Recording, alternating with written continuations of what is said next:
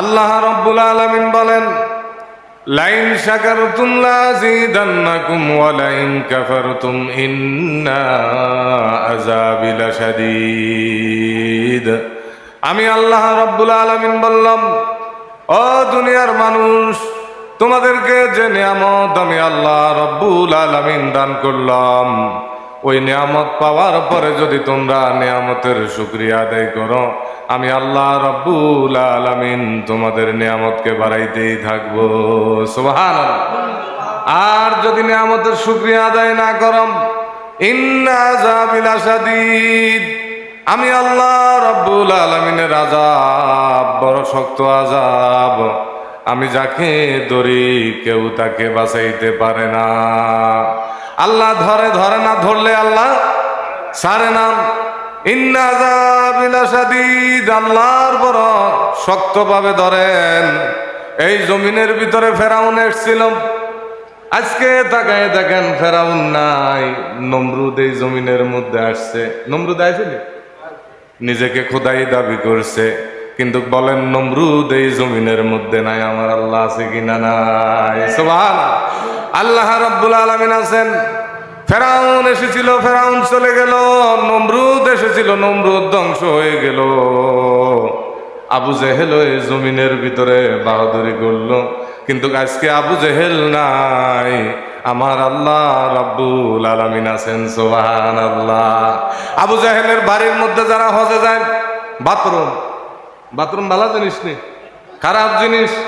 হাজিরা ওইখানে হজ করতে যাইলে ওই পাশের ভিতরে আবু জেহেলের বাড়ির মধ্যে পায়খানা কর, নাউজুবিল্লাহ।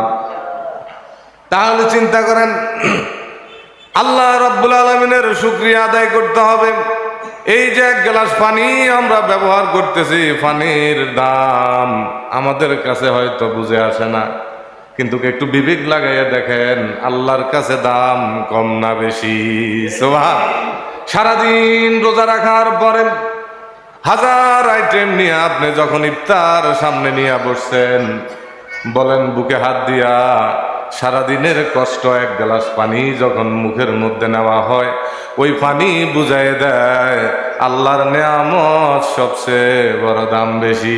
সুবহানাল্লাহ। ইফতারি এত বেশি ভালো লাগে না, পানি যেরকম খাইতে ভালো লাগে। তাইলে পানি কত বড় নিয়ামত, পানিটা কত বড় নিয়ামত। সুবহানাল্লাহ। বাদশাহ হারুনুর রশিদ পানির গ্লাস হাতের মধ্যে নিলেন, পানি যখন পান করবেন ওই মুহূর্তের সময় ঠোঁটের মধ্যখানে যখন পানি যখন নিলেন পান করার জন্য, পাশে বসা ছিল একজন বাহালুল রহমতুল্লাহ আলাইহি। কন্যা সুবহানাল্লাহ। বাহালুল রহমতুল্লাহ আলাইহি বলতেছে, বাদশাহ হারুনুর রশিদ, পানি একটু পরে খান। পানি কি?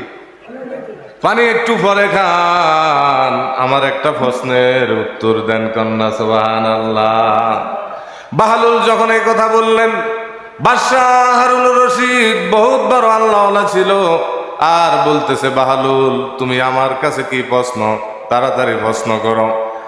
আর বাহালুল বললেন, আপনি যদি দেখেন মুমূর্ষু অবস্থায়, আপনার পানির পিপাসা, আপনার পাশেও পানি নাই, কাছেও পানি নাই, দূর থেকে এক গ্লাস পানির ব্যবস্থা হয়ে গেল, আর আপনার পছন্দ তৃষা, বলেন ওই মুহূর্তে পানির মূল্যটা দাম কত?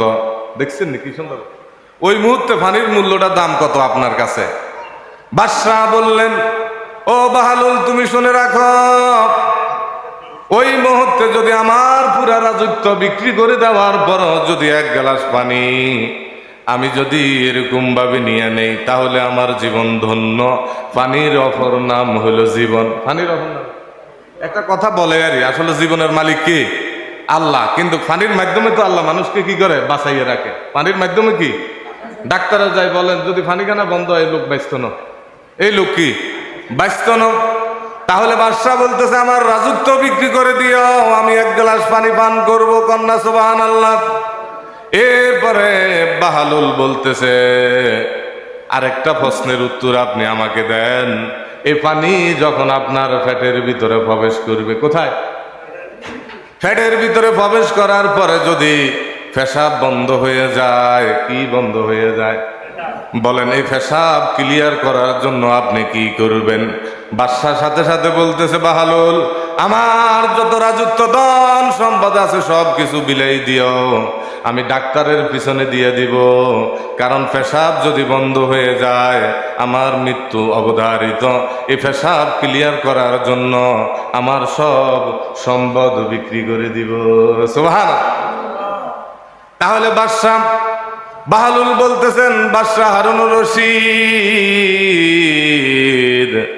আপনার যে বাদশাহী আছে এ বাদশাহী এক গ্লাস পানির মূল্য তাহলে অনেক বেশি, আপনার বাদশাহী কোনো মূল্য নাই। জোরে কান্না সুবহানাল্লাহ। আউলিয়ারাম কার দুনিয়ায় ইখতিয়ার, জাহেলেরা কার দুনিয়ায় ইখতিয়ার, মাইলে মোমেন সোয়ে মোমেন মিশাওয়াদ, মাইলে কাফের সোয়ে কাফের মিশাওয়াদ। এক জামানা সোহবতে বা আউলিয়া, বেহতার আজ সলে তাত বেরিয়া। আলহামদুলিল্লাহ। ভালো লোক চিনে, আলেমে আলেম চিনে, ঘুষখোরের চিনে, মুনাফেকের চিনে, শয়তানের চিনে। দেখবেন শয়তানের লগে শয়তানের সম্পর্ক বেশি, ভালো লোক সম্পর্ক করে না। তাহলে বাহালুল কেমন প্রশ্ন করলেন? বাহালুল আল্লাহওয়ালা ছিল, কন্যা সুবহানাল্লাহ। বাদশাহ হারুনুর রশিদ আল্লাহওয়ালা ছিল। তাদের যুক্তির ভিতরে, কথার ভিতরে আল্লাহ পাওয়া যায় কি যায় না? আল্লাহ পাওয়া যায়। যুক্তিটা কেমন দিছে বাহালুল রহমতুল্লাহ, যুক্তি কেমন দিছে? এক গ্লাস পানির মূল্য কত? আর বাদশাহ কি বলছে? আমরা আমাদের হইলে কি হইতো? আমরা বলতাম যে এক গ্লাস পানি আবার কি, এক গ্লাস পানি এটা আবার কি? বাদশাহ যখন এই কথা বললেন, বাহালুল বলতেছে, তাহলে যে আমরা প্রতিদিন 10 থেকে 20 গ্লাস 30 গ্লাস পানি আমরা ব্যবহার করি, যে আল্লাহ রব্বুল আলামিন আমাদেরকে পানি পান করাইতেছেন, ওই আল্লাহ রব্বুল আলামিন অটোমেটিক ভাবে মেশিনের মাধ্যমে, কুদরতের মাধ্যমে, পেশাবের মাধ্যমে বাইরে করতেছেন। সুবহানাল্লাহ। কখনো কি আল্লাহর শুকরিয়া আদায় করছি নাকি? করি নাই। এই জন্য শুকরিয়া আদায় করেন, সকলে বলেন আলহামদুলিল্লাহ।